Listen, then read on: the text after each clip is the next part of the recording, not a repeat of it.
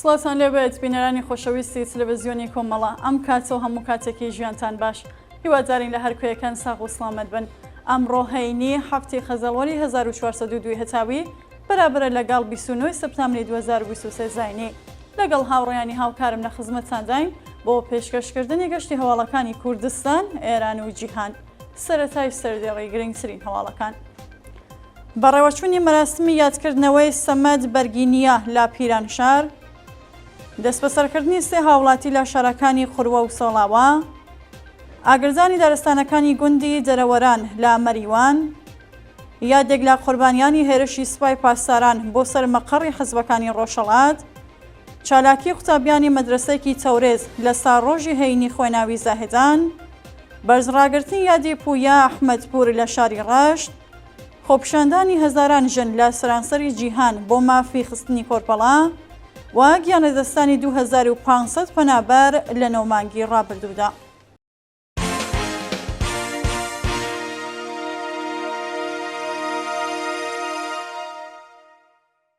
درێژە هەواڵەکان.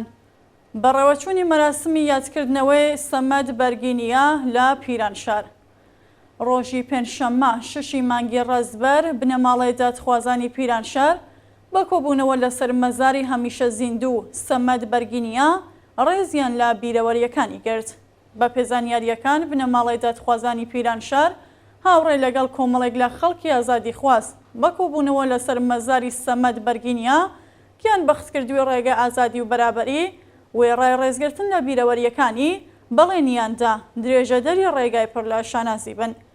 سەمەد بەرگینیە تەمەن 52 ساڵ 29 خەرمانانی 1401 و لە ڕەوتی شۆڕشی ژینە بە چەقەی هێزەکانی ڕژیم بە سەختی بریندار و پاش گواستنەوەی بۆ نەخۆشخانەی ورمێ ڕۆژی 6 ڕەزبەر گیانی لەدەستا.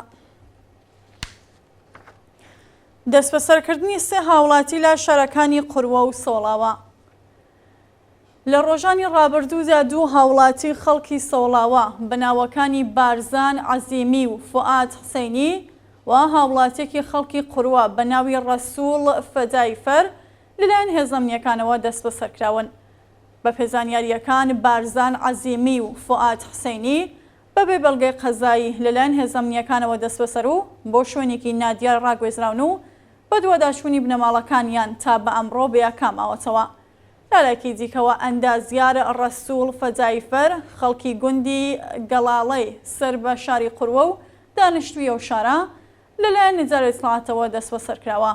پێشتر واتە ڕۆژی شەممە 25 خەرمانان هێزەمنیەکان لە شەقامێکی شاری قوروە هەڵیان کوتابووە سەر فریشتە فەدایفەر خوشکی ڕەسوڵ و دەست بەسەریان کردبوو.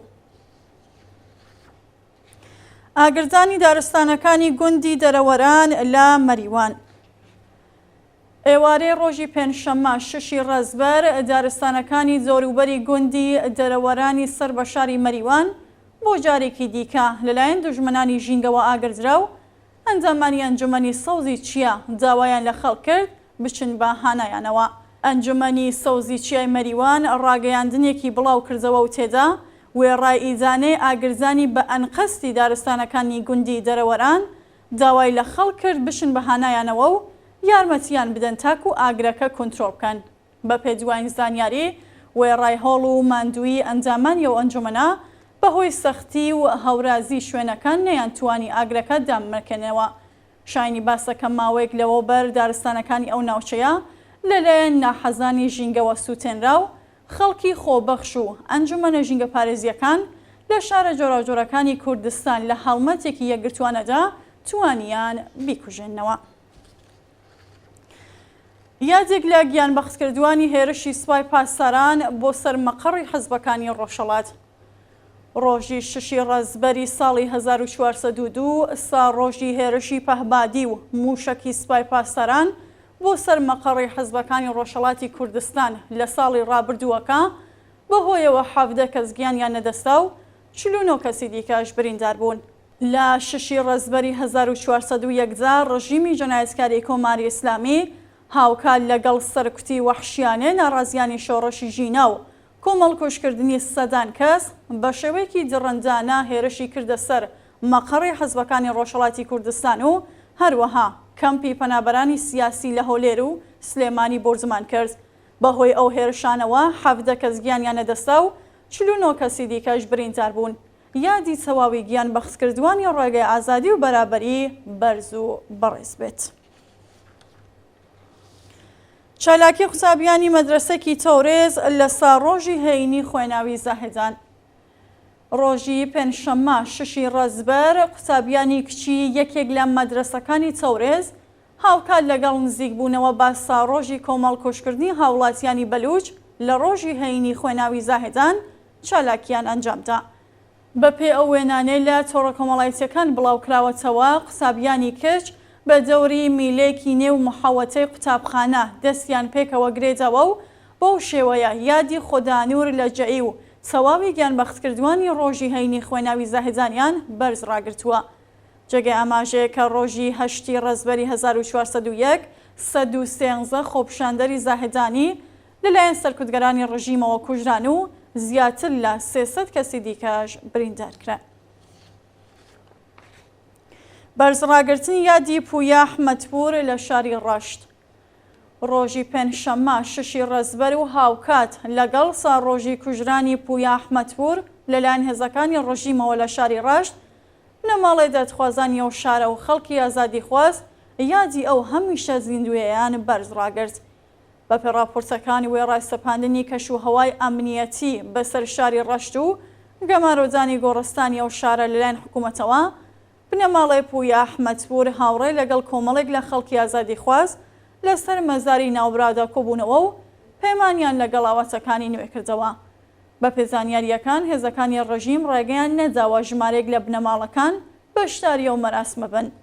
پویا ئەحمەدپوری تەمەن 17 ساڵ ڕۆژی 31 خەرمانانی 1401 بە زەربەی باتۆمی سەرکوتگەرانی کۆماری ئیسلامی چووە کۆمە و ڕۆژی 6 ڕەزبەر گیانی لە پێناو ئازادی و بەرابەریدا بەخت کرد.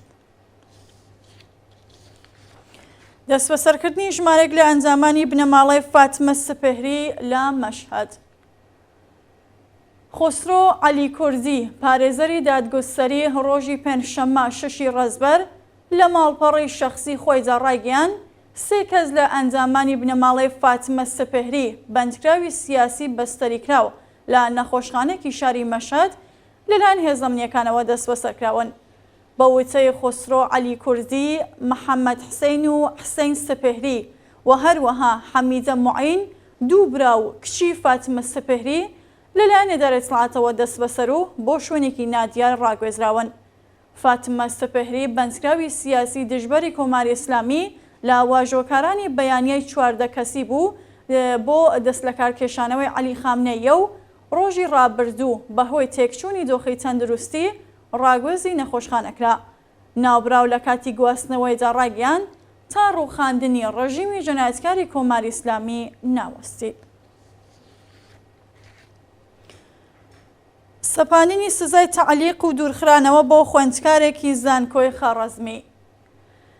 بەپێ راپۆرتی شۆرای سنفی خوێندکارانی ئێران ئەرژەنگ مۆرتەزەوی خوێندکاری بواری کامپیۆتەری زانکۆی خەڕەزمی لەلایەن کۆمیتەی ئینزەباتیەوە بۆ ماوەی 4 ترم لە خوێندن تەعلیق و بۆ زانکۆی شاری دامغان دوورخراوەتەوە.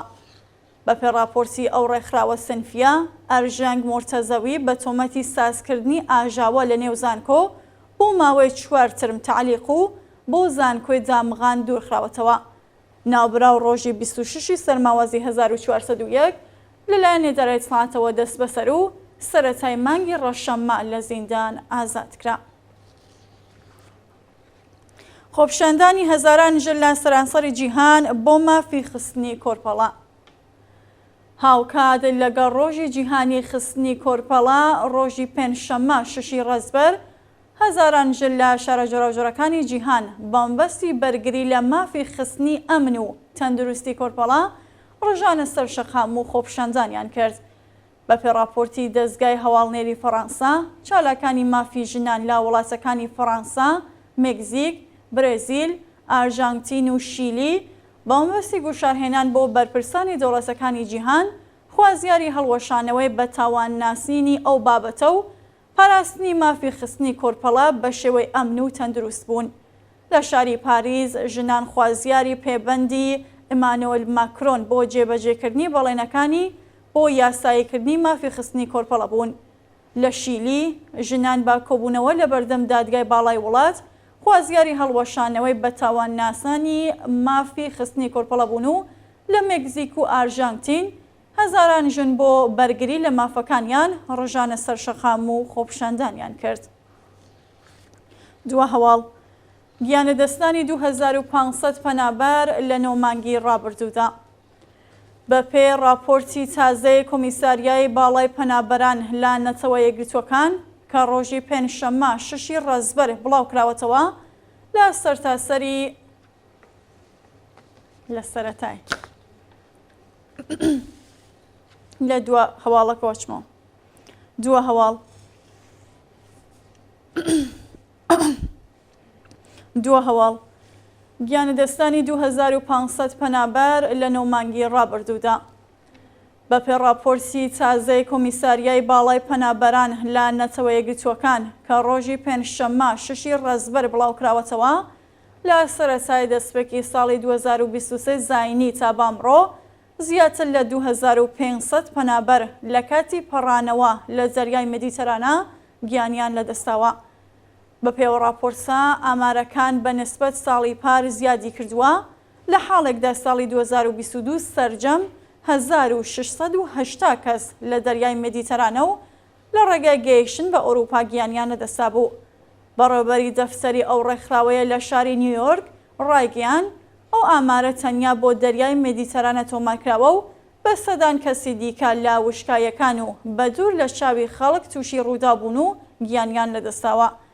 بە پێو ئامارە لە سەرەتای دەستپێکی ساڵی 2023 تا بامڕۆ 186,000 کەس لە ڕێگەی جەریاوە خۆیان گەیاندوێتە باشووری ئەوروپا و بەهۆی نائەمنی خۆراک، وشکە ساڵی، قەیرانی ئابووری و شەڕ ئەو ڕێژەیە لە 183 زیادی کردووە. بینەرانی خۆشەویست هەواڵەکانتان پێشکەشکران هەر شاد و بەختەوەر بن.